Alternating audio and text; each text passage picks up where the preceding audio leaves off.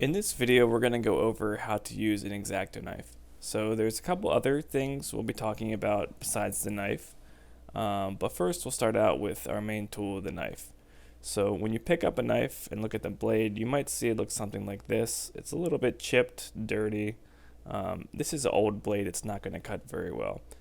As I go down the paper with it, you can see it kind of tears through. It doesn't give you a smooth cut. This is not a safe blade to use. This is what a new blade should look like. It has a sharp point on it. You can see the blade looks clean. And when you put this through the paper, it should cut pretty smoothly down. And we get a nice cut that doesn't tear through the paper. A way an X-Acto knife can be dangerous is it likes to roll away from you. So to fix this, we'll grab a piece of masking tape, wrap it around the handle, and then I like to write my initials on the back of the knife so I know it belongs to me. And now when we put our X-Acto knife down, it won't roll away from us.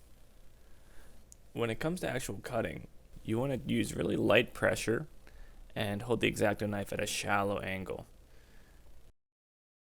Sometimes people tend to hold the blade too upright like this. This makes it hard to control, and you risk breaking the tip off of your X-Acto knife. Probably the most common way you'll be cutting is with a steel ruler. The ruler will act as your guide, so you line it up with where you want to cut, and then just lightly press against it and cut through. With paper, you just take one cut. Thicker materials like cardboard are going to take more than one cut. So we're going to do the same thing, and we're not going to even press any harder. We're just going to do more cuts. So again, the key here is you don't want to try to do it all at once. Just take multiple light cuts, and then eventually the cardboard should separate. When cutting with a ruler, sometimes your blade is going to have a tendency to wander off away from the blade. That's not always a problem, but it can have some consequences. Take this photo for example. If I'm trying to cut this photo, I want to keep the photo and get rid of the extra white.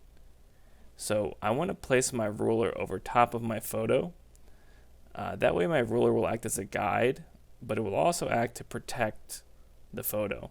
So when I cut down, even if my blade wanders away from the ruler, I haven't cut into my photo, so it's protected. Now, if you do it the opposite way, where you don't cover up your work when you line up your ruler, if you make a mistake, your ruler's not there to protect it, and you're going to cut into your work, ruining your work. So use that ruler as a guard to protect your work. Cutting with a ruler is one of the most common ways people injure themselves. When you're cutting down along the edge of the ruler, you gotta watch that finger so it doesn't stick past the edge. Ouch!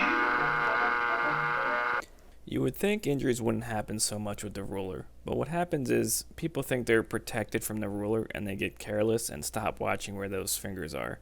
So just be careful as you cut down. When your blade is too dull and you're ready to dispose of it, place it in one of our glass jars. If you put it right into the trash can, anyone handling the trash might get cut with the X-Acto blade. Shake hands with danger. Meet a guy you ought to know.